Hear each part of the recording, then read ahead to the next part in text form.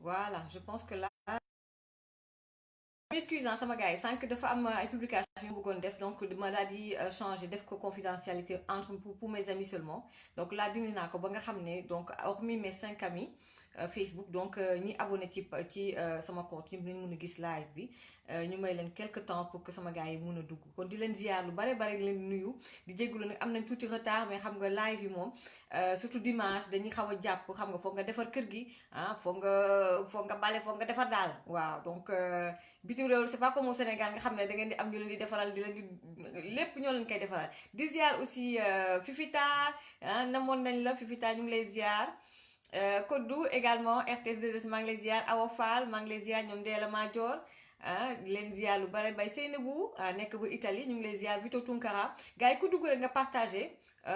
donc notre réalisatrice est là Seynabou Ndiaye Ndoye ñu ngi lay ziar lu bare bari sister maa ngi lay ziar lu bare bari war naa la woo bu ci kanamee pour beneen affaire aussi Kodou donc Mohamed Cissé borom hijab store donc muy def lu am solo ci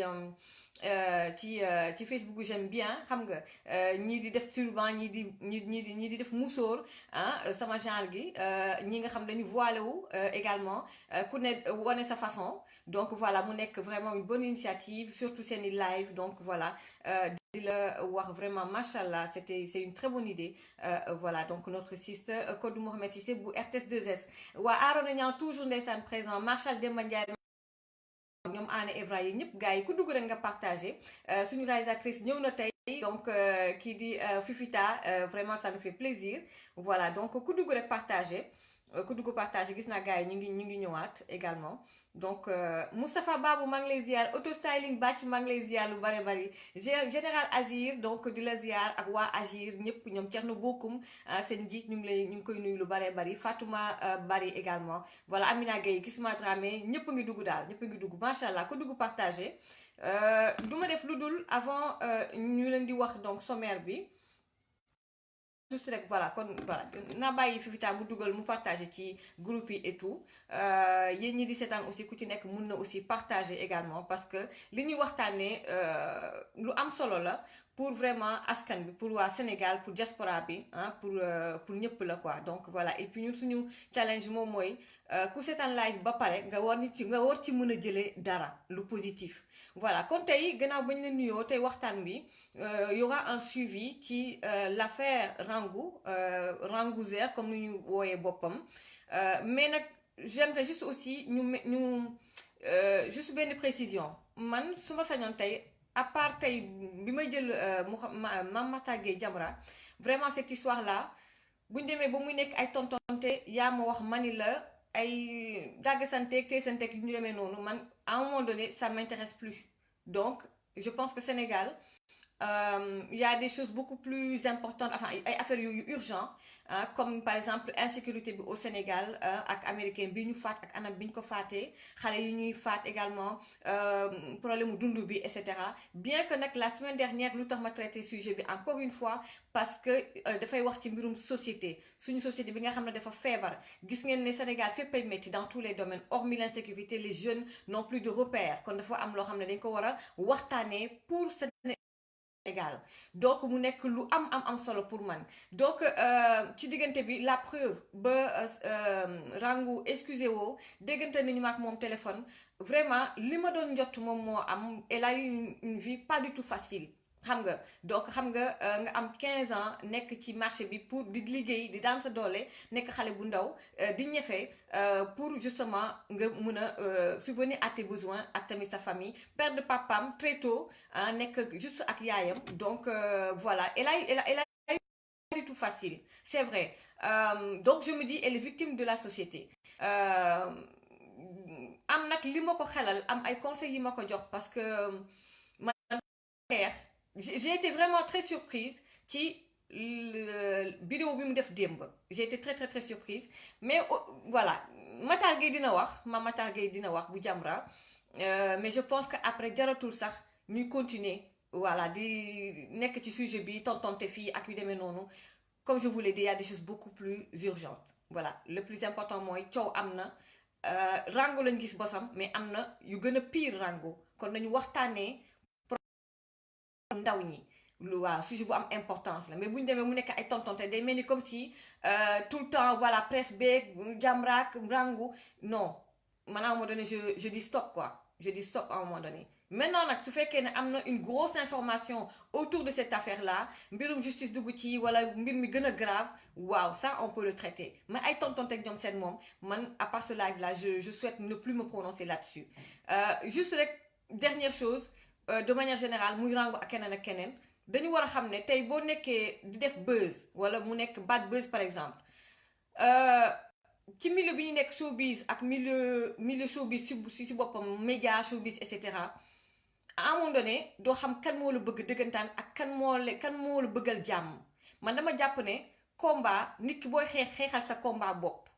tey jii peut-être am na nit ñi nga xam ne bëgg nañ atteindre Jamra wala bëgg nañ atteindre Mame Matar Gueye ñu koy jaarale ci xale bi moo tax dama ne combat nit ku nekk xeexal sa xeexu bopp combatal sa combat bopp tey ba boo jàppee ne am na ñu la tooñ am na li nga def dëgg la mais am nga ñu la tooñ tegal lépp ci loxo yàlla nga def ba yow say objectif say projet fexe ba mu sotti waa xeex fañ ko war a xeexee moment bañ ko war a xeexee ak contexte bi soo fekkee ne nga bëgg a xeex nga atteindre sa objectif lu am solo laay wax nii lu am solo loo xam ne il faut lire entre les lignes man damay wax en connaissance de cause gis nga ba nit ki booy xeexal fi nga ko war a xeexee ak moment bi nga ko war a xeexee bu kenn nangu excusez-moi man du ma nangu mukk nit ma am problème ak nit ay nit di jaar ci man pour atteindre diw waaw donc xeex daal nañ ko xeex fi ñu ko war a xeexee donc voilà donc bu loolu weesoo dinañu ñëw Mame Matar Gueye bu Jamra jot naa ko sànq am na ay précisions yu am solo yoo xam ne bëgg na ko waa ay lu am solo loo xam bëgg na ko expliquer ngeen dégg ko mais moom ci boppam dina ko waxal boppam nee na moom bëggatul sax bon d'après lui bëggatul dugg ci jeu rango moom dafa jàpp ne voilà y a une manipulation ak yu demee noonu moom bëggatul dugg ci jeu rango nañu bàyyi yoon def liggéeyam ba ma ko nag jotee avant le dernier live rango bi vraiment defe naa ni ñu ngi doon jëm ci mbirum jàmm voilà waa Touba kilifa ya jógoon ak waa Tiwaawan ñëpp nee nañ comme jégalu na nañ ko baal voilà mais nag lii dafa indi encore yokkaat encore xar mi karaw voilà donc je sais pas si c'était opportun ou pas bu ñu jógee ci loolu ak même Mame Matar Gueye dinañ ci waxtaan également mooy insécurité bi au niveau du Sénégal xam ngeen ne Kaolack dañ fa faat benn un jeune américain mais faat bu ñaaw papa ji également mi ngi nekk hôpital ñu daal di ko blessé mu nekk un problème boo xam ne c'est partout au Sénégal l'insécurité maa ngi doon waxtaan ak sama benn activiste sama benn xarit activiste sànq du ma wax turam damay xaar ba tey ba mu féex ba mu war a dugg ci live bi moom dina ko waxal boppam mais li ma expliqué moom mooy mosoon na dem moom taalibe Baay Ñas la mu nee na mosoon naa nekk Kaolack dem ci doon julli ci benn da doon mel ni kuy political président de la République Macky Sall di wax ay baaxam di soññ taalibe yi maanaam fidèles yi que dañu war a dañu maanaam tresser des lauriers au président de la République moom activiste mu gis ne tey jii am na imam yoo xam ne même bu fekkee ne état même bu fekkee ne président dafa am lu muy teg ci seen loxo ñoom bu ñu fàtte également seeni fidèles bu ñu fàtte Kaolack waaye ndax Kaolack comme Dakar ak yenn région ak yenn localités yi dafa salté Kaolack insécurité bi comme yeneen région ak yeneen i gox yi nekk ci Sénégal kon nag mu imam yi ak képp koo xam ne am nga baat da nga war a xalaat fa nga cosaanoo xalaat ña nga nekkal bu rek xalaat sa bopp waaw comme ñu ngi nii na sa ceeb rek ñëpp dañu war a voter Macky Sall donc mu nekk lu am solo waa Ibulaay nee na Rango elle est une gamine et il y a des adultes derrière elle moo tax loolu laa wax ma ni parce que man ma waxtaanee ak moom loolu laa ko conseillé ma ni ko du lépp sax moom laa war a wax fii et tout parce que waxtaan nañu maak moom te man duma genre boobu di waxtaan ak ay nit en off di ko kii fii voilà si fekkee ne si entre elle et moi ak yàlla man am na ne duma ko am ku di ko tasaare fii mais daal su ma sañoon man ñu gën ko encadré mi ngi woon ak yaayam est-ce que yeneen i mbokkam yi Sénégal tam noonu la bu fekkee ne danga nekk ci tolof yow kese ak sa yaay wala yow kese ak sa papa doo gis tante doo gis bàjjen doo gis kenn donc tu dois te débrouiller toute seule loolu mooy Sénégal d'aujourd'hui solidarité bi dafa des xale yi dañ leen war a encadrer dañu war a nekk seen ginnaaw di leen coacher di leen di woon yoon wi donc xaw ma nag ñu nekk ci ginnaawam mais bu ma sañoon vraiment du génne nii daal voilà du génne nii dul sans plus tarder daal di jël ki nga xam ne moom mooy Mame Matar Gueye mu wax leen parce que Rangou nee na moom xam na ni 11 personnalités yi nee na mbir mi amut 11 personnalités yi amut te que même puce bi ci boppam numéro bi mu joxe kenn mosul activer puce bi c'est-à-dire mosuñu ko dugal ci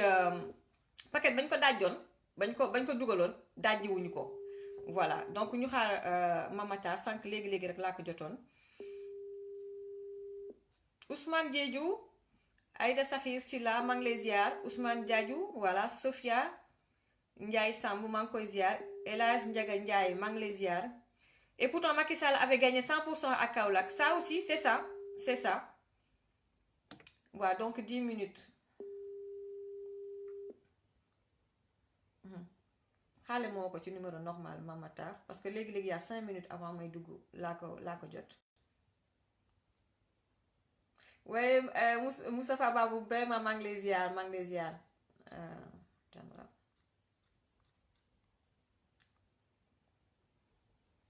xaale ma woo ko directement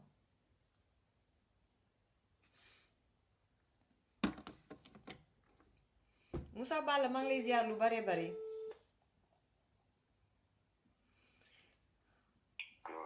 waaw Mame Matar man la Mati maa ngi lay woo ci WhatsApp bi voilà donc on est en direct instant bi nii maa ngi lay woo ci WhatsApp bi xam naa pour nga connecté wu ma woo la foofu directement. non connecté wu na. waaw kon maa ngi lay woo nii léegi di nga gis appel bi ok. voilà kon duñ def lu dul jël ko léegi mu expliquer waaw parce que Rangou ci boppam nee na 11 personnalités yi loolu du lu ñi nga xam ne elles étaient ces personnalités là elles ont pris part à la soirée nee na loolu amut mi ngi défier Mame Matar Gueye enfin mi ngi ñaan Mame Matar Gueye mu génne benn tur waaw ci 11 personnes yooyu allo. waaw bismillah. waaw maa ngi lay ziar lu bari Mame Matar. waaw ñu ngi lay delloo ziar l'infatigable Maty Trois Pommes di soorale ci ziar bi sa followers yëpp si sa plateforme les live de Maty Trois Pommes ma di leen masalu coono di leen souhaiter un bon début de semaine. entre temps ginnaaw suñu live dimanche bi ma ñëwaat un petit peu def la genèse gannaaw suñu live dimanche bi am na kuy woote donc gannaaw suñu live dimanche bi gis nañu Rangou génn na mu daal di jégalu waa Jamra jégalu Sénégal njaay ñëpp ci diggante bi gis nañu vraiment on tendait vers la paix xam nga jàmm voilà donc on oublie on tourne la page ñu jàll ci leneen ba ne woon na sax bu ñëwee Sénégal dina ñëw gis leen lu mu mun a jàpp ci seen liggéey mu jàpp ci mu nekk lu rafet ñëpp rafet lu ko wax dëgg neex yàlla ci diggante bi yow aussi ci sa bopp ak Calista mu am benn bis bi on va le dire parce que benn commentaire bu mu def nga jàpp ne def la menacé nga ne woon da ngay porter plainte gis nañu site internet yi wax nañ ci et tout je pense que jàmm dellu si na bon en parenthèse Calista voilà donc on s'est connu à la 2S vite fait mais bon xale bu ne bu am voilà ku am jàmm daal ku am jàmm mën a rigoler tout ça moom laa xamoon donc je pense que tout est rentré dans l'ordre gannaaw Calista des gens aussi se sont prononcés ku mel ni Ahmed Khalifa Niass pourquoi parce que ci commentaire yi tey gis naa ñu bëri ñu ne Rangou peut-être lu tax mu defee nii parce que Ahmed Khalifa Niass génn na ci Walfadjri wax na ne soirée privée yoonu kenn nekku ci peut-être que loolu moo ko may peut-être beneen voilà loolu moom moo ko revigoré ko mu def beneen sortie mu def démb mu def benn live bu doy waar nag parce que jégaluwaat na askan bi sol na sol bu yiw wax dëgg neex yàlla mais yow ci sa bopp nee na 11 personnalités yooyu nga wax dara du ci dëgg nee na moom daal elle réfute ça nee na loolu du dëgg voilà te moom bu sañoon yow ci sa bopp nga génneel ko benn tur ci 11 personnalités yooyu yi ci des 10 yi nag Sénégal ñoom ñoo la ko war a laaj te puce bi numéro bi mu joxe puce bi dajjiwu ko ci paquet bi kon nag moom daal information boobu moom d'accord ci information bi ni mel donc voilà ñu bëggoon xam vraiment ban suite moom ngay réserver buñ ci paree franchement man moom ma sañoon ñu tourner la page quoi. waa jërëjëf Maty xam nga des fois ni ko tubaab di waxee l'histoire a tendance à se répéter. Mois de juillet août 2019 yàggul fàtte xaju fi c'était le même scénario mooy consécutivement ak coow Wali qui avait porté plainte contre l'autre imam gisoon ngeen ne imam Massamba Diop dafa mer ne du seetaan un imam bu ñuy traîner devant les juridictions il avait brandi une menace ñëpp di ko dégg ne lii Jamra yàgg denc di la liste des 16 associations d'homosexuels bénéficiant de récépissés délivrés officiellement par l'État Jamra dina ko génne. Et quelle a été la réaction d'une partie de l'opinion? Da ngeen di soob yoru leen dara yi ngeen wax dara amu ci bu dee dëgg la génn waxu leen 16 génn leen benn rek benn ñu daal di ne baax na nous avons gardé notre calme jamono di dox le harcèlement se poursuivait juillet août septembre ba octobre Moustapha Diakhaté ex APR daal di bind ci page Facebook am interpellé Ali Ngouille Ndiaye ne ko mais yi Jamra di wax c'est extrêmement grave institution bu day ni ministre de l'intérieur ñu ne yéen a jox ay góor jigéen ay récépissé depuis combien de mois Jamra nga koy wax te yéen ministre de l'intérieur kenn déggu leen xëy na c'est ce qui l'a motivé moom Ali Ngouille Ndiaye mu wooma donc je précise que sama jàkkaarloo ak moom le 13 novembre 2019 bi ñun ñoo ko ñaan audience moom moo ñu woo ma daal di dem ba ñu demee waxtaan bu yaatu 1 heure de temps presque en présence de son plus proche collaborateur muy le secrétaire général du ministère de l'Intérieur monsieur Ibrahima Sakho waaw Makhtar dañu dégg coow li rek ne daal ñun ñoo joxe ay récépissé bon ñu bëggoon daal ñu waxtaan ci en tout cas man Ali Ngouille Ndiaye personnellement je n'en ai jamais délivré ma ne ko jërëjëf monsieur le ministre mais aussi longtemps qu'on puisse remonter dans le temps parce que Jamra ngi jot son existence légale en février 83 donc ñu ngi ci 37 ans de combat et de réalisation concrète aussi longtemps qu'on puisse remonter dans le temps Jamra n'a jamais été pris à défaut de personnaliser ay combat am bu dee yow Ali Ngouille Ndiaye nee nga mosoo joxe bravo waaye ñun dañu ne institution bii nga jiite tey di ministère de l'Intérieur du Sénégal ci nguuru Ablaye Wade jox nañ 9 récépissés góor jigéen ak lesbienne nous avons la liste ci nguuru Sall joxe nañ 7 récépissés góor jigéen ak lesbienne nous avons la liste muy ñaata du 16 waaw ma ne ko léegi nag dama lay jox au pied levé un petit échantillon pour mu bañ a jël suñu temps de discussion yëpp après yow Ali Ngouille Ndiaye nga jox ma sa adresse email bu may egg kër ga jox la liste complète mu ne ma d'accord ñoom ñëpp ñu jël seen bic ak feuille ma ne ko premier exemple association góor jigéen regroupant le plus grand nombre de membres 635 membres muy AIDS présidé par Diadji Diouf siège social Parcelles Assainies waaye du ma joxe adresse bi parce que y a des fous dans ce pays attends nañ dem taal ko récépissé numéro 15 444 délivré le 5 mars 2012 par qui? La direction générale de l'administration territoire du ministère de l'Intérieur. Ma ne ko deuxième exemple l'association d'homosexuels Prudence président Djamil Bangoura récépissé numéro 12 305 délivré le 19 décembre 2005 par qui? Le ministère de l'Intérieur. Ma di ko topp ba si association góor jigéen yu jigéen yi les lesbiennes muy bi nga xam ne kii moo ko jiite Ndeye Kébé et qui s'appelle Sourire de Femme ma ne ko 16 la jox ma sa adresse email bu may egg jox la toute la liste complémentaire ak seen collusion avec certaines ONG qui sont ici di leen utal ay financement alors donc ba Jamra defee loolu ñëpp tëj seen làmmiñ ñi doon wax naan Jamra yorul liste yorul nangam ma ne leen dem leen ci Ali Ngouille Ndiaye dana leen wax ndax li ma ko jox c'est du vent wala c'est du béton alors maintenant concernant affaire coowu rangu bi. waaw nee na nga génnee liste kii moom benn rek la ci soxla. waaw ci laa jëm. waaw ci laa jëm donc c'est le même scénario. yoroo liste yoroo nangam Jamra day coow. alors on garde toujours notre sérénité. ma di la informer ne que soirem ni ko kenn ci ay défenseurs mi démb waxee ko ne se privé yoonu kenn newu ci ñun on a toujours dit que suñu yoon newu ci ku dem tëju dans une soirée privée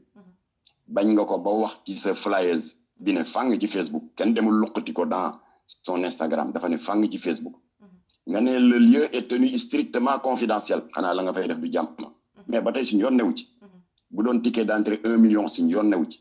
bu doon da nga fay daje tëju ci néeg ba fajar ak ay jarbaatu Ibris ak teeru Firawna di mooy yàlla guddi ba bëccëg suñu yoon newu ci waaye bi Jamra porté plainte li ko waraloon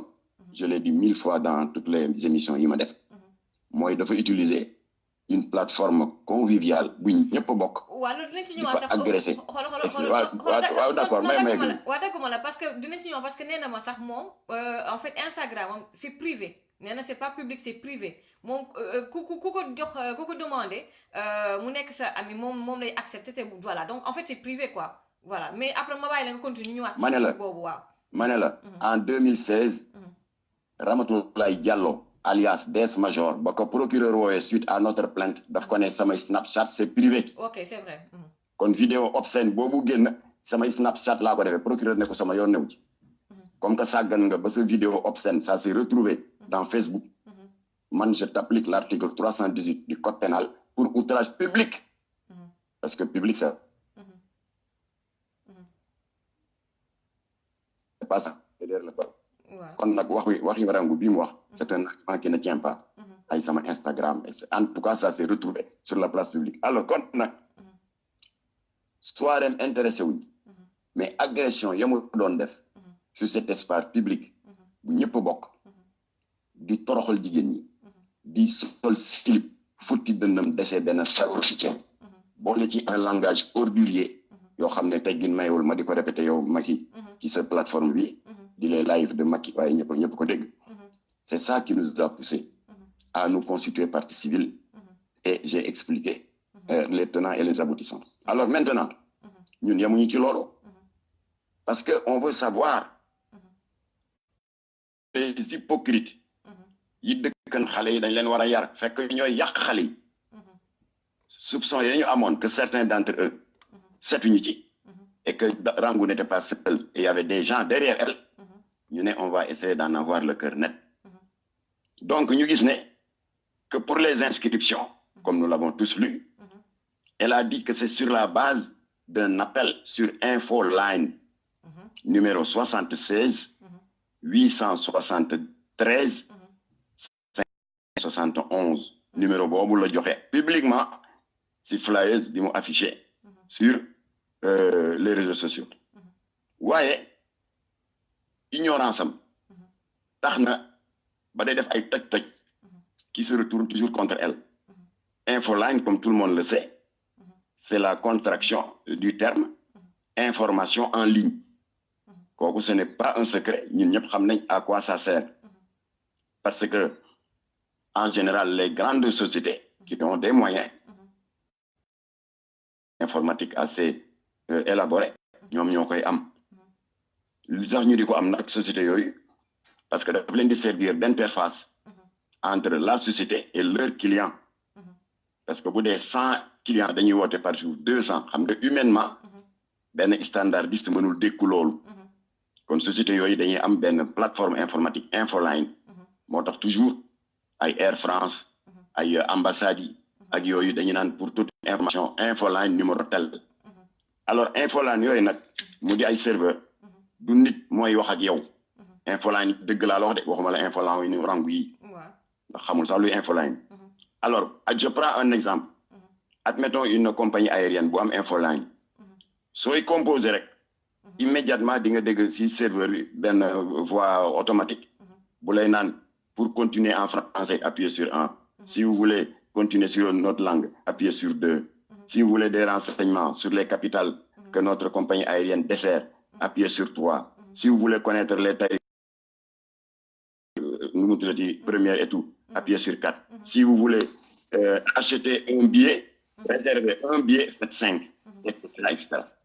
Agence yi dañ koy def. Yow je ne t'apprends rien, journaliste. À part agence yi, Infoline, les gros promoteurs de spectacles, waxuma ay spectacle Rangu yi, ñoom dañ koy def ne dañuy organiser concert qui de fii ñëw tel artiste, Infoline numéro temps. Boo woowee itam daf lay guider di la guider mais du nit ordinateur moo lay guider. loolu mooy infoline. kon nag moom prétendu infoline bi du dara numéro de téléphone la. simple on l'a testé. Le téléphone la kon ma ñëw. waxul dëgg du infoline. D'accord. Alors de sorte que elle n'a pas les moyens de se payer cette plateforme informatique très chère. nga xam ne dañ koy programmer ay ingénieurs koy defar. muy mën di recueillir les inscriptions des clients. mënu ko amu ko. numéro la jël simple. maintenant bu fekkee dafa jël simple numéro. daa di ne ku bëgg da ngay woote ci numéro bi. am na ñeneen ñu koy def de fii Dakar.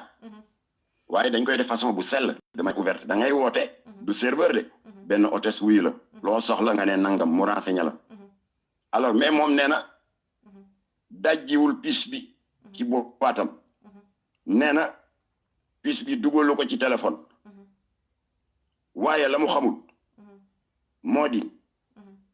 dañu toll jamono boo xam ni jumtuwaay yu xarala yi tax na que numéro de téléphone bu la benn opérateur de téléphonie officiel jox ci Sénégal obligatoirement daf lay laaj sa identification am numéro te amoo identification amatul alors numéro boobu boo xësee ba jot identification bi am sa numéro bu yeboo mosoo si appelé dans ta vie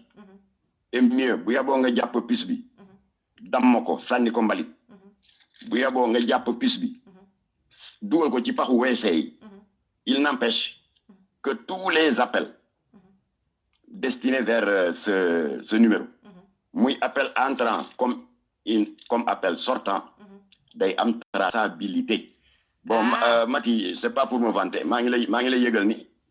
j'ai créé le service informatique du CICES. D'accord. maa ko créé. J'ai été pendant 24 ans chef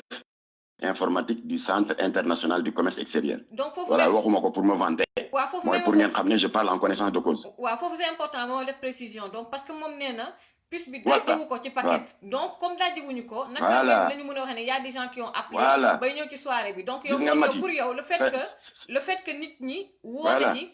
le fait que ñu émettre appel rek mën nañ xam kan mo day am traçabilité. D'accord. Waaw. Gis nga yow Mati sa numéro de téléphone bi. Boo jógoon suba nga mer dammat ko sànni et cetera. Képp ku la woo donte le physiquement yorogoo numéro bi. Day am traçabilité qui peut être reconstituée. Alors maintenant reconstitution boobu cette possibilité de reconstitution tax na ba procureur jàpp na ay malfaiteurs yu bari simplement à partir des réquisitions du procureur di yónnee aux opérateurs de téléphonie mobile. Kon yow traçabilité boobu foofu nga xamee ne foofu nga amee identité 11 personnalités yi. fa laa jëm. Waaw fa laa jëm. Alors traçabilité boobu. Procureur am na sañ-sañ. bu dee dañuy rechercher un malfaiteur. wala dans le cadre d'une enquête. daa di xool indicatif u puce bi. muy 76 mu dem gis waa def envoyé réquisition ñi ko moom. bu dee 78 ak 77 xam nañ ñi ko moom. bu dee 70 xam nañ ñi ko moom. Procureur bu yónnee réquisition. Cette entreprise est obligée juridiquement obligée de tirer un listing bu ñu tuddee réquisition daa di la indi l'historique des appels entrants et sortants concernant ce numéro. D'accord. À partir de ce moment il y a autre chose. Moi, l'État n'a plus le monopole de la gestion des logiciels de télécommunication. Je prends le cas du GPRS. GPRS, bu ñuy rechercher un malfaiteur. Bu njëkk ba procureur mooy def réquisition.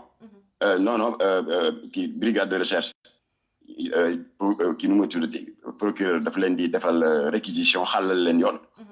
Ba ñoom ñu am sañ-sañ di pister un malfaiteur qui est recherché. Okay. Alors moo tax ñu tuddee ko GPRS, c'est-à-dire la géolocalisation. Une fois ñu xam foo ne. ñu ñëw cueillir la. Sans aucune difficulté. Gis nga logiciel boobu léegi. Waaw. C'est disponible dans le marché. N'importe qui même yow. boo amee sa benn doom bu sob. Waaw. wóoluwuloo ko Même en naan Europe, yaay hein. maa ngi jàngi te sa xel dalul Ouais, même en Europe. mën nga jël après naa la may sax logiciel boobu nga mën ko pister pour ñu bu gën a wàccee avancer di ñibbisi waaw pour ñu avancer tuuti rek dagguma waaw la bu wàccee waaw ma bàyyi la nga daaneel pour juste rek ñu xam est-ce bu que wàccee waaw waaw bu wàccee di ñibbisi mën nga ko pister parce que yooyu police rek ko amoon léegi c'est tombé dans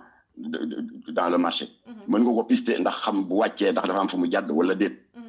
beneen logiciel de décryptage et ça répond un peu à la question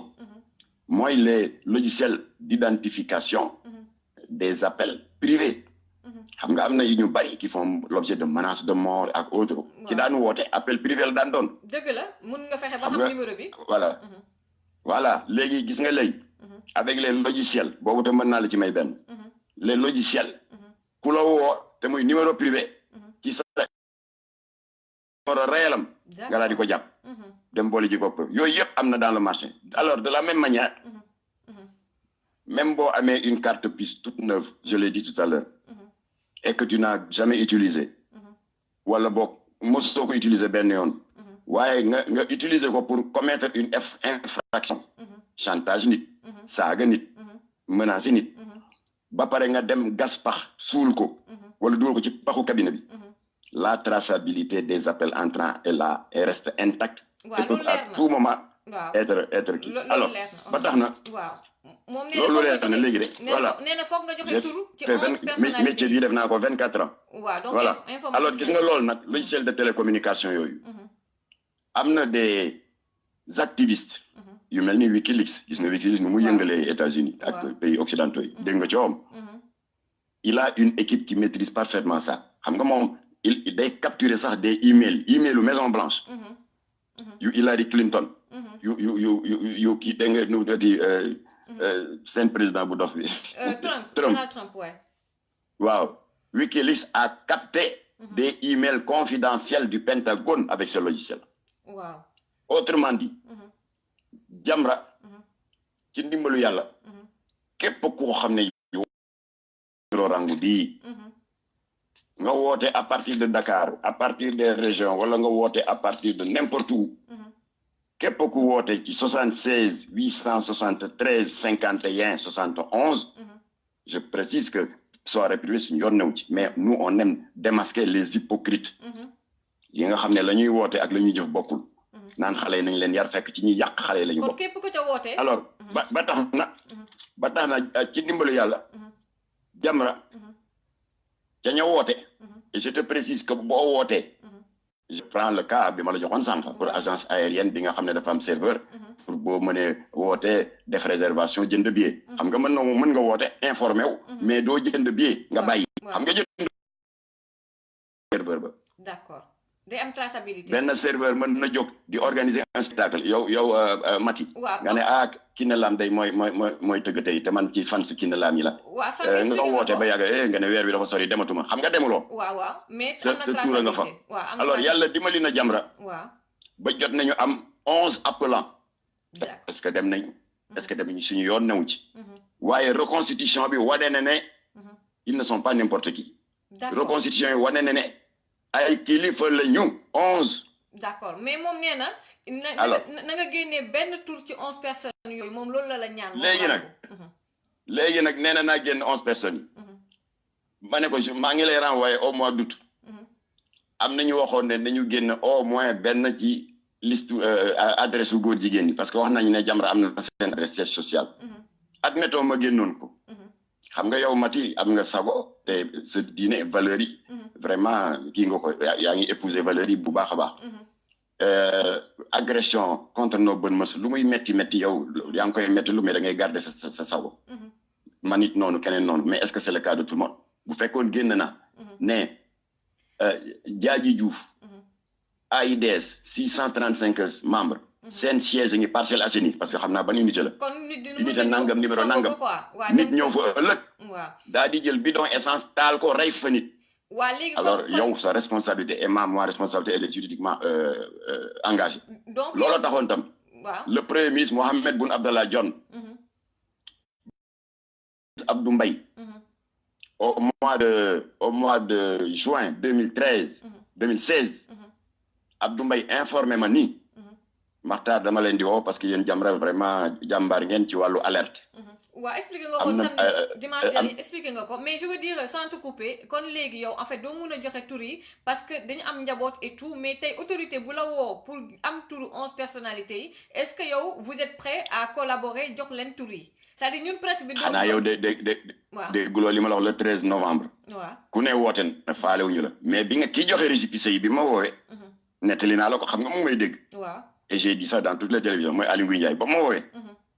alors seq naa ak moom waxtaan jox ko numéro de récépissé date de création nombre de membres. ba pare jël copie récépissé yi jox ko. xam nga kooku autorité la jox naa ko ko. waaw loolu. adresse ak cité sociale wu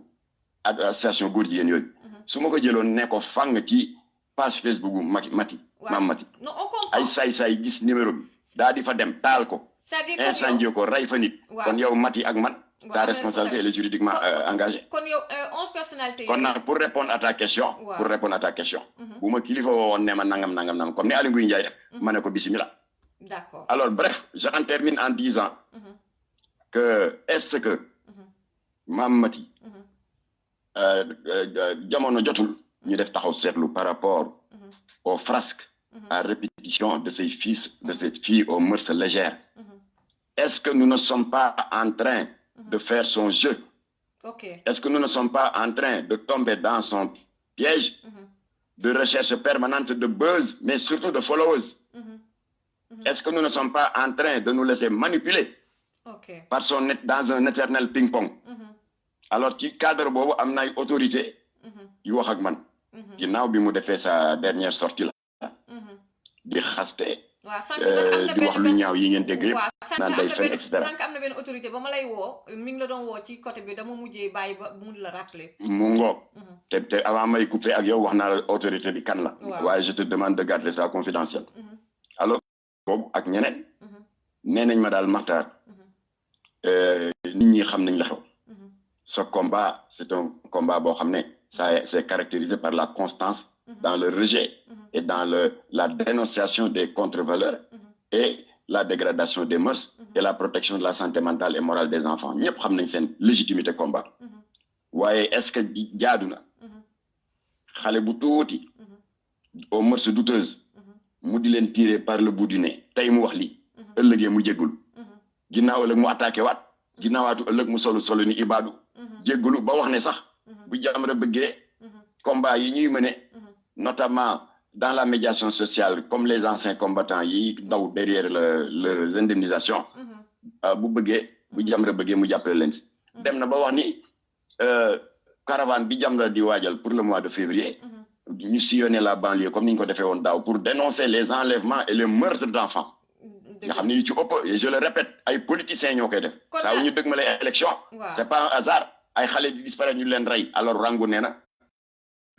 ñëpp a ko déggandoo ñëw jàpp ñu liggéey boobu alors wax loolu wëlbatiku tey démb mu def laay xar am beneen xar kanam virage à 180 degrés saaga xaste wax alors que autorité yi nee ma vous êtes en train de faire son jeu ndax Kocc Barma dafa ni ku miin sa xuloo yàpp la moo tax pour en terminer Mati ginnaaw bu ma la remercier je préfère ne plus me prononcer sur les calomnies et les outrages de cette fille te bàyyi la brigade des mœurs et la brigade de cybercriminalité qui ont déjà le dossier de poursuivre leur travail. Assalamu alaikum wa rahmatullah. waaw juste rek balaa ngay couper may ma foofu balaa ngay couper rek juste am na ku poser question y a un certain Kocc Barma je pense mi ngi ci réseaux sociaux yi léeg-léeg xale yi génnee seeni awra ak yooyu comme yéen rek da leen di fësal nee na nag Kocc ci boppam. voilà am na lu mu wax ci yow nee na yow daal ay mbirum sexe ak yu demee noonu rek si yooyu nga yëngu daal mel ni comme genre artu dafa am benn internet bu poser question boobu du sama question. wax na dëgg et les menaces de Kocc Barma Doudson Diouf nee na et les menaces de Kocc Barma qu'est-ce qu'il en pense. je vais répondre sur les menaces de Kocc Barma mais balaa loolu nee na on ne parle que de sexe. Kocc fa mu ne woon. bi nga xamee ni Jamra jóg na di dénoncer. les dosettes alcoolisées ñu di ko wax Jakarta sous prétexte de jus de fruits ñu di ko jaay ci école yi 100 francs xale yi di ko naan di mandi loolu mërs la dimanche passé loolu affaire taat la dimanche passé waaw Kocc fan la newoon bi nga xamee ni Jamra jóg na xeex ba dugg assemblée xeex fa ba ñu adopté la loi 2007-31 qui criminalise le délit de trafic de drogue loolu affaire taat la Kocc fan la newoon de ama Sénégal ñu dissoudre zone société dàq leen ñuy daw 2006 ba 2016 derrière leurs indemnisations kenn faalewu leen ñi ñëw ci Jamra joytu ko ma woo président Macky Sall mu boole ma ak le premier ministre recevoir ma Amadou Ba toog Abdoulaye Diouf Sarr toog état bi ne xëy na mënul fay 3 milliards yi d'un coup waaye dinañ ko ay échéance chaque 2 mois ñu am lu ñu leen jox kon jox nañ leen 2 mois yu jëkk yi 130 millions beneen weer 130 millions beneen weer 130 millions muy 390 millions d'indemnisation ci ay travailleurs yu sonn qui sont victimes d'injustice loolu affaire taat la fan la Kocc ne woon bi nga xamee ni bii nu mu tuddati maître Khassimou Touré mu ngi may dégg ñun saisiroon nañ ko parce que dafa amoon benn tubaab un apatride rejeté par son propre pays mu ñëw fii Thiès ci nu mu tuddati Mboro ubbi fa benn soi-disant discothèque pour def la des soirées sénégalaises ndeketi du dëgg c'était un défilé de nudité ñu di ko filmer di ko jaay dans des sites pornographiques ñun ñoo ko xeex ba mu deñ alors bref Kocc daal nee na daal yooyu yëpp fan la Kocc ne woon fan la Kocc ne woon barke démb le dossier des anciens combattants de la guerre du Golfe 93 veuves seen jëkkër dee ca toolu xare Arabie Saoudite yónni fi ay ndàmpaay des autorités waaw ma ñëw des autorités détourné ko Kocc wax na ci Jamra moo ko xeex ba ambassade Arabie Saoudite recevoir ma le mardi 14 ba dossier baa nga ca Macky Sall boobu ana Kocc alors léegi ñu ne Kocc wax na nee nañ tontuwuma ma ne ko xam nga kañ laay tontu Kocc xam nga kañ laay tontu bu jëlee son courage à 2 mains def comme Mati Fall Mati Trois Pommes interpellé ma à visage découvert xam nga yow Mati boo ma invité woon ci sa plateforme live de Macky nga masku duma la wuy sax voilà waa léegi ñu jeexal gars yi donc live bi aussi pour internet yi mun ngeen aussi ngeen abonné wu ci suñu chaîne YouTube Maty Fall Trois Pommes pour am le replay waaw am na sama xarit nag Kodou Mohamed Cissé responsable la ci RTS 2S également vraiment ñu ñëpp Kalista vraiment xale bu baax la wax naa tànk ku bëgg jàmm mun a donc je pense que plainte bi da nga koy teg ci suuf waxu plainte bi par rapport ak li nga tuddee menace yu la Kalista si def ma Kalista nag sama gars yi moom moo bind maîtresse d'un homme marié moo ci liggéey ak waa Marodi TV voilà la journaliste Kalista. waaw kooku nu mu tuddee. Kodou Mohamed Cissé. waaw nee na ndax di nga ko baal. Mohamed maa ngi lay ziar. xam naa la. un grand professionnel. di sa taxawaay dans le grand groupe de presse de mon frère El Hadji Ndiaye. yàlla na yàlla kel sa liggéey. Kalista dëgg la fa la liggéey. Kalista ci bi al bu baax la bokk. famille alpo am diine. Kalista je le suis chez moi. mooy ci de faire Jamra contre mu ànd ak le patron de Marodi TV. ñu di ko wax Massamba ñu ñëw waxtaan bu yiw. ma conseillé ko. ma ne ko Kalista ma ne ko lan mooy sa tur dëgg sax mu ne ma Khadija si ma ne ko soxna Khadija yow sa tur mu ngi bokk ci tur yi gën a màgg ci soxna Seydina Mohamed kon ne serait-ce que pour ça bi nga duggee fii ci suma néeg dama la waroon nuyoog ñaari loxo sax jox la addiya muy ree ma ne ko famille bu baax nga bokk famille bu am diine yow sa bopp itam kenn mësulaa déggal lu ñaaw ci réew mi yow Khadija si dama bëgg nga dalal sa xel ni lii Jamra def contre ce série bi ce n'est pas de l'acharnement et après ce serait long parce que je fais l'historique de tous nos combats contre les dictateurs. waaw et puis site internet wax nga ko ñëpp seetaan nañ ko waaw pardon waaw ma daal ko def historique yëpp dans les détails ma ne ko gis nga ñooñ ñëpp ñi jaar ak ñoom ma ne ko booba xale nga ma ne ko le 19 août 2000 bi ñuy xeex ak Canal Horizon boobu ñaataat nga am boobu xam naa yaa ngi doog a nekk liir bu tooy xet alors ma ne ko kon du acharnement ma ne ko ñun jàpp nañu ne audiovisuel local doit être non seulement encouragé, mais soutenu par l'État. Et je lui ai donné l'exemple de Cheikh Tidiane Diop, qui a fait des productions que tout le monde a appréciées. Des fois, on a fait sur la drogue. Ouais, gis nga effet bi mu am. Xale yu bari bañ ko sétané dañ ci jëlé jom. Xale yu bari ci lañu bayyi yamba. Alors, mané ko yow aussi. Mané ko yow aussi. Ce maîtresse d'un homme marié bi. Tu as réussi le premier volet. Tu t'es fait le refrain. N'est-ce pas, des infidélités conjugales yi yak société sénégalaise. Mané ko tu n'as rien inventé. Deug la. Jigen yi ki góor yu sama compagnie tonton say yu wuy di tàggu seen jabar naan dañu am séminaire sali fekk du dëgg maa ngi dem loué fi yenn appartement yóbbu fa doomu jàmbur boo xam ne mat naa ma doom di fa njaaloo guddi ak bëccëg ma ne ko kon Khadija gàcce ngaalaama sa scénario bi tu n'as rien inventé ma ne ko mais là où tu as échoué donc ko articulé autour d'un scénario qui fait l'apologie de la fornication qui fait la promotion de l'adultère. La promotion de la pornographie verbale. On vous combat. Alors donc, Khadija, il est vrai qu'elle m'avait donné son numéro de téléphone, son boss. Ouais, dans le mois de mars 2019, là, Khadija nek ci aduna. Mom itam kérok la gëjë xam fu Maxtar na ci aduna. Alors légui déggante ngeen mais est-ce que ding ko bal gannaaw bako ben journaliste wowe passe lako est-ce que dang koy bal ou pas déet xam nga Mati boo defee boo ma interpellé de manière ramassée comme ça ma war la tontu par oui non c'est pas responsable parce que gars yi si boppam internet nga bàyyi ma m'expliquer tuuti parce que internet yi ñoom alors léegi pour que nga voilà quand elle a fait ça qu'est-ce qu'elle a fait sa benn consoeur Oumy Regina Samb di xale bu baax nekkoon Sud FM moo jël la page profil bi nga xam ne Soleil moom a consacré un profil d'une page dans son édition du mercredi 22 novembre dernier non, le 22 janvier dernier. Alors, elle a eu la gentillesse, et c'était trop honorable même pour moi, c'était trop élogieux. Alors, Oumy Regina Sambou a eu la gentillesse, il scanne page bobu, neko fang sur sa page Facebook. Légui, ton excellent confrère qui a une belle plume, le directeur de la rédaction du Soleil, d'a dit wax jaar jaaru Maxtar et tout ça et tout ça.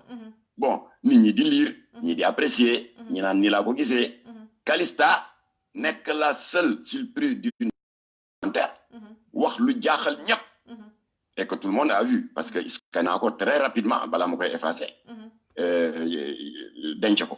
mu bokk ci pièce yi wara jëm ci procureur. Alors elle a dit qui bëssama ngi ñëw, non seulement bëssama ngi ñëw mais yàggatul. Mais Mati, je te pose la question. Nga am ben frère bo xamné au mois de mars 2008 il avait reçu des menaces de même nature. Et comme que la dafa bari kersa man ma fokkati téléphone dem séti ñaari kilifa du régime d'alors wan len ko ñu nan waaw xam nga dëkk bi y a des farceurs, il y a des gens qui aiment provoquer ñom dal ñu woyfal ko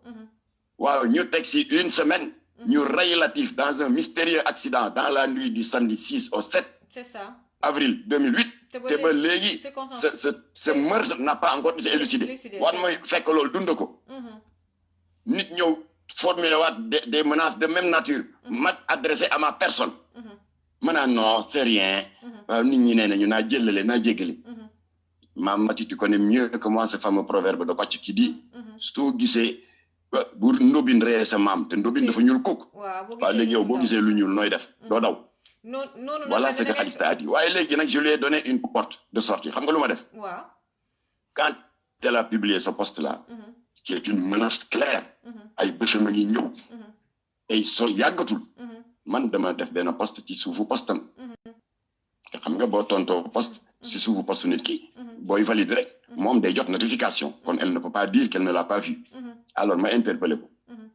ne ko waaw soxna si lii nga lu rëy lii nga wax nii sama bës a ngi ñëw te yàggatul loo si jublo kaf nga si jublo wala lan faalewuma ma wëlbatiku dem ci sama page Facebook nag ma ne ça devient sérieux ma def une grande interpellation waaw ndax lu grave ni doo ko nëbb parce que personne ne sait de quoi demain sera fait il ne faut pas jouer avec la sécurité des gens ma interpellé waat ko faalewuma léegi sa consoeur bi nekk Seneweb après être venu recueillir mon point de vue dem gisu ko woo ko interpellé ko ci mu ne awma lu ma ci wax léegi yow Mati je te pose la question à ma place nooy def te yow sa frère ñu mës ko menacé loolu mu toog une semaine ñu rey ko léegi looy def alors loolu tax nag ba mu defee loolu waaw ba mu defee loolu juste une parenthèse pour xam nga le code pénal xoolal même tout rek pour gars yi di wax ne pour équilibrer dama war a woo Rangou moom it mu dugg ci live bi ma leen di préciser neel Rangou jot naa ko ci biir semaine bi ñu waxtaan bu yàgg ma waroon ko jël dimanche bi parce que loolu laa ko wax ne ko mu wax parcours am jaar-jaaram et que voilà ça n'a jamais été facile pour elle pour que vraiment mu am beneen voilà mu mën a tourner la page ma woowaat ko après son live là munuma ko jot ba nii may duggee live woo naa ko munuma ko jot woo naa ko presque 2 fois te mun naa ne il y a quelques jours de cela su ma ko woowee bu ma ko jotulee moom mooy woote presque 2 fois pour wala mu message ma voilà donc on sait voilà donc mënutuma ko jot c'était vraiment pour équilibrer l'information parce que ku ma xam-xam ne voilà man lépp lu may def j'essaie d'équilibrer de rester professionnel waaw ma bàyyi la nga daaneel kon nag ma Mati c'est pas pour te jeter des fleurs man traitement équilibré de l'information laa la ma sa xamal franchement depuis Walf ba léegi waaw ba nga nekkee Walfadjri ba léegi c'est pas pour te jeter des fleurs kon nag yow li la war yëpp def nga ko alors bref bi Khadija defee loolu démba yow laa ko doog wax musuma ko wax kenn benn tantam bu ñuy wax Mami Boutou Kane elle est dans la diaspora en Italie moo ma woo wax ju rafet comme nii nga waxe ma ne ko soxna si yow xam nga ne moi je suis pas un belliqueux xam nga ne man duma nitu histoire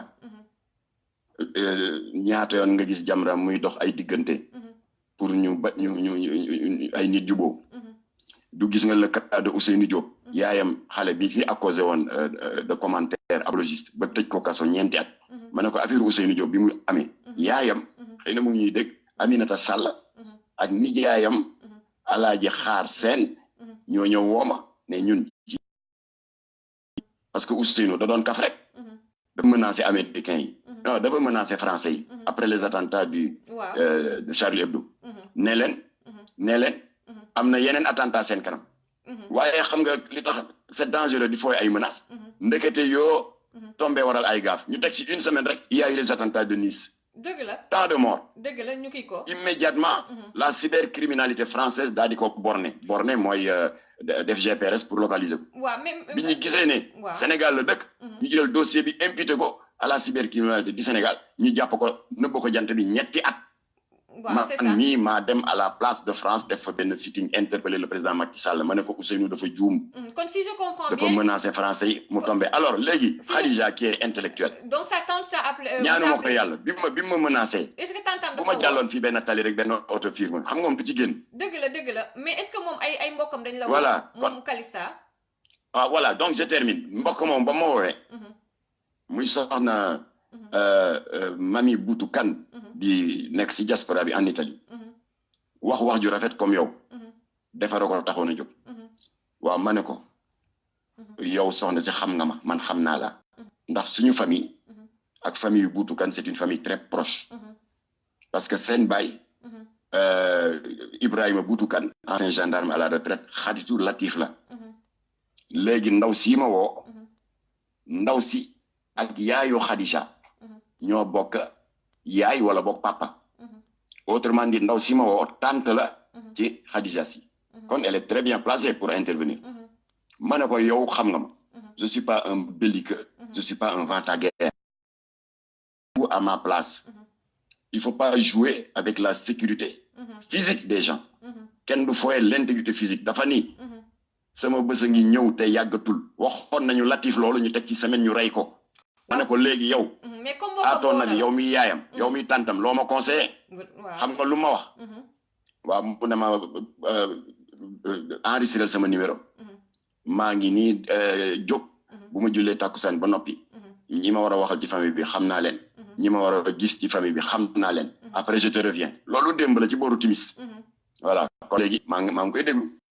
parce qu'il faut ko retiré rek inchallah yow y a pas de problème. D'accord. Y a pas de problème. Voilà. Vous pouvez retirer ñu xotti plainte bi. Voilà. waaye man je tiens à ma sécurité. Voilà. J'ai le droit. dëgg la alors li ma ci jaaxal nag da ngay dem ci réseaux sociaux yi gis ku naan yow bul fi yee fitna ma ne man c'est le Sénégal quelle hypocrisie. non c'est kan mooy yee fitna ki menacé mooy yee fitna wala ki ñu menacé. en une minute rek parce que xam naa ne da nga am nga yu bëri yi nga war a nekk nii après juste en une minute rek am na benn internet nee na dernière question lan nga xalaat ci réponse su Ahmed Khalifa Niass sur le cas de Rangou parce que ne soirée bi daal privé la yoonu kenn nekku ci daal donc li nga xam ne Ahmed Khalifa Niass laaj nañ ma ko ñetti yoon waaye même tontu lay tontu. même Khalifa sama professeur la sama oustaz la xam nga chariatul muhammadiya nee na boo amee sa professeur wala sa oustaz waroo ko diingat même bu juumee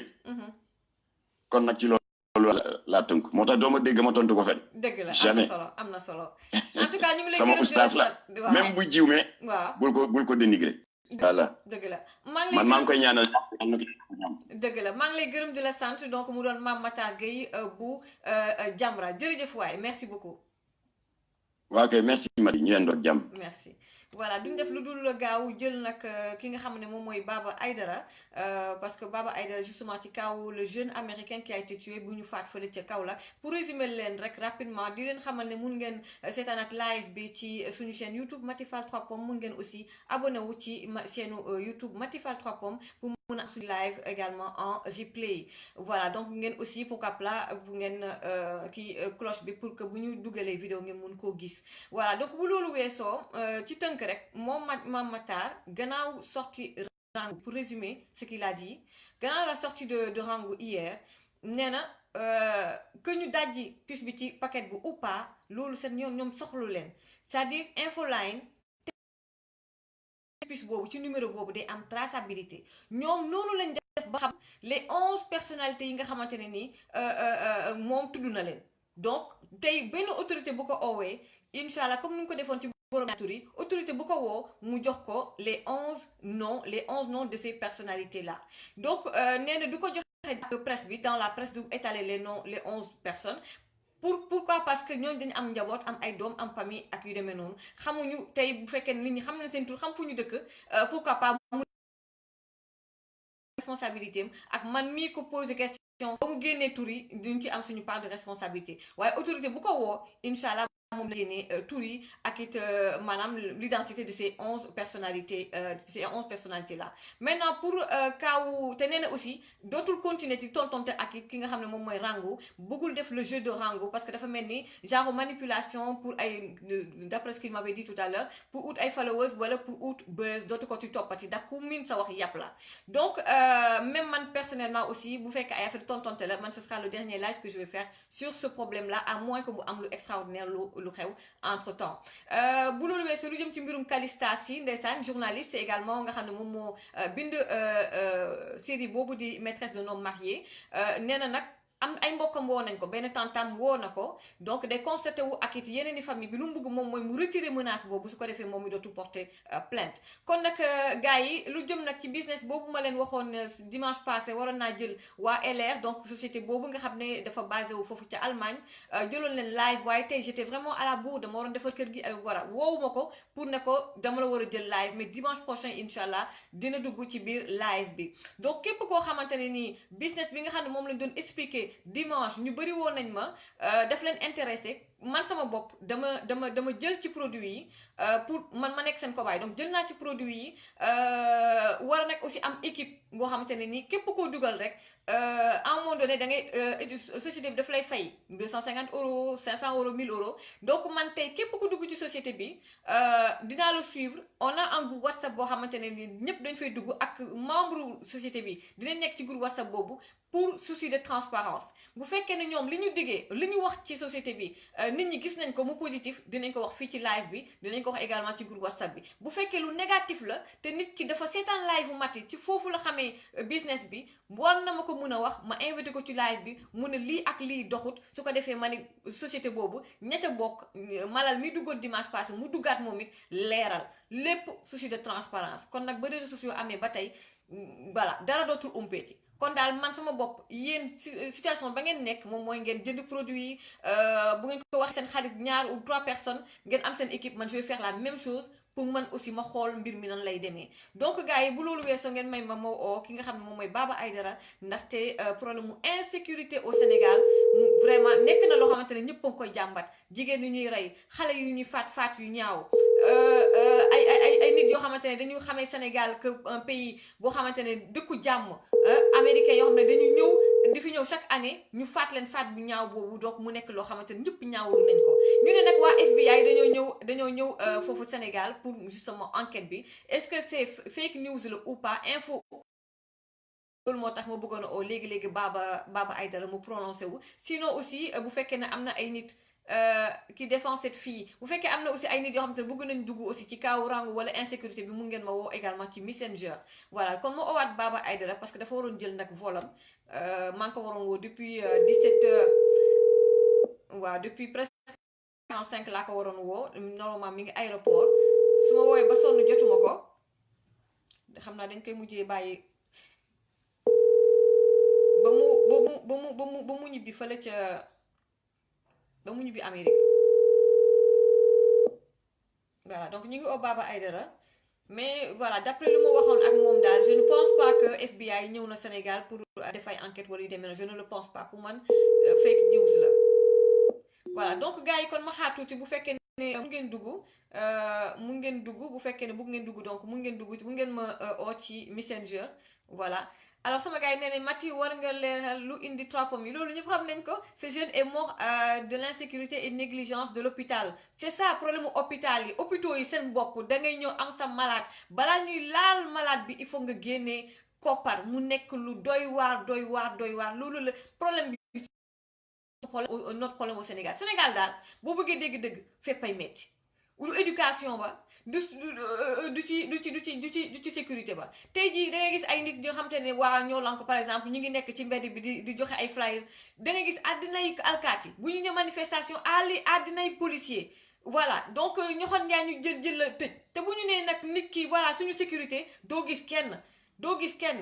donc c'est vraiment c'est un truc de malade donc gars yi sinon bu fekkee ne vraiment gisuñu kenn koo xamante ne nii voilà am na kuy woote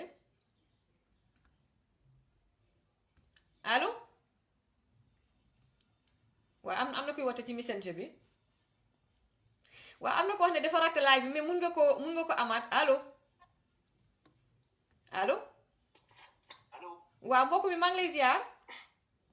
allo asalaamaaleykum système. maa ngi lay ziar lu bare bari. yaa ngi dégg. waaw ñu ngi lay dégg bu baax a baax ñu ngi lay dégg. ok non man dama bëgg a participer ci waxtaan bi. waaw yaa ngi ci biir. wax dëgg yàlla déglu ay compte bon xamee nga ma sax parce que dégg te maa ngi tudd xalaat voilà. waaw bon pour wax ni man du ma accepté benn forme bu nga xamante ne àndoonu ci suñu réewum Sénégal. mais Sénégal il faut ñu dépasser yenn yi. il faut ñu dépasser yenn yi. Rango ñëpp gis nañu lu mu solu. man Rango mënoon naa koo condamné. def simmi ay aro mais nu ko waajur mi man loolu naa ne loolu deful loolu ay maillot de bain la sol à la fin boo xoolee ba xool donc man nee naa lan moo ci ñaaw ñen ñoo dëkk ci réew mais dem leen plage mais ci plage yi dañuy gis tubaab yi di waddu lu nga xamante ne vraiment bon man damay nag il faut ñu dépasser yenn nay quoi ñu xam ni chaque génération ak nu muy dundee voilà donc ñu xam ni ñoom seen génération passe peut-être nañu am suñu 50 ans donc suñu génération passé na donc il faut ñu comprendre ni ñu dañ leen yar mais du parce que dafa publier ci affaire u xaw ma Instagram xaw ma ay soutien-gorge mais finalement qu'on perd pas notre temps dëgg la man nee naa combat gars yi bañu ma ko Jamra mais nañu xool affaire criminalité bi ñu gën ci xeex ñu xool affaire yu jaaykatu drogue yi ñu gën ci xeex affaire ay katu nit yi ñu gën waaw mais Alain nag aussi jeunesse bi aussi nag une jeunesse en perdition waaw mais Alain une jeunesse en perdition du noonu la ñuy mën a construire un pays wala mën a développer wu parce que une jeunesse saine aussi c'est important sama xalaat bu gàtt waaw je pense on a un problème il a un problème de connexion dafa mel ni gis naa Ahmed aussi bëgg na dugg xama woo ko Ahmed Seck Maroc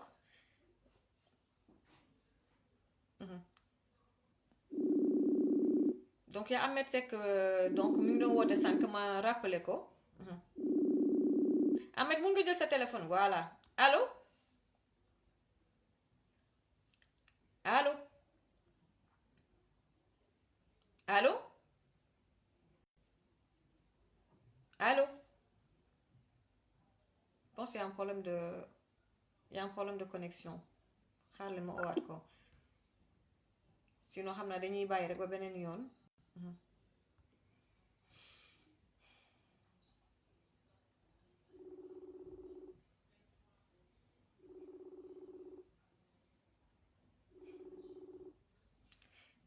allo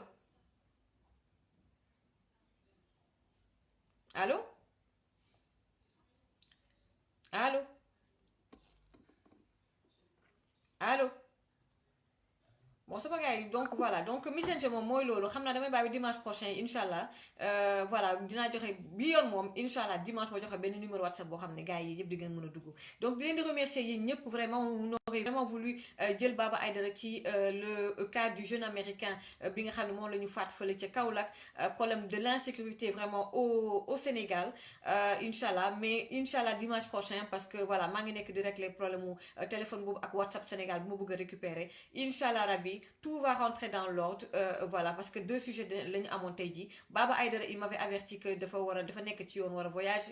a voyager woon naa ko donc jotuma ko je devais l'appeler vers on va dire 17h45 donc je l'ai appelé vers 18h10 certainement mais il est dans l'avion donc ce n'est que partie remise voilà donc gars yi maa ngi leen di nuyu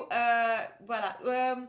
Ousmane Dramé c'est ça en fait aw ma numéro WhatsApp pour tonton Dramé ci téléphone bii ma yor nii parce que yortuma téléphone loolu moo tax donc on va s'arrêter là ba dimanche prochain inchallah tout va rentrer dans l'ordre inchallah rabbi dinaa yor beneen numéro WhatsApp boo xam naa ko mën a communiquer parce que Messenger aussi c'est pas du tout évident voilà gars yi kon merci beaucoup désolé pour certains qui voulaient participer Arona Niang New Africa Yaay Ami Diop merci à Fifita donc elle est de retour merci beaucoup à Fifita Diouf notre réalisatrice de choc Mia Faro également yéen ñëpp Arona Niang ndeysaan jamais du rater live yi merci à Moustapha Ba et également toute la presse bi nga xamante ne ni en ligne muy ñoom Sénégo muy ñoom Galsen 221 je pense Galsen sans limite xam nga ñëpp ñi nga xamante ne ni vraiment gis nañu reprendre nañ également live bi di leen remercier yi ñëpp daal vraiment presse bi y a une bonne partie boo xamante ne ni on a vu que c'est des personnes léegi voilà donc yéen ñëpp daal gërëm nañ leen sant nañ leen leen wax kon ba beneen di remercier aussi Mame Matar Gueye parce que au moins il est disponible ñëw na encore une fois rangu woo naa ko sànq ma balaa may dugg live jotuma ko donc c'était pour équilibrer l'information jaajëf sama gars yi Moussa Balla waaw merci beaucoup merci aussi Oscar Thiedo Fall merci beaucoup Oscar depuis Bruxelles bye bye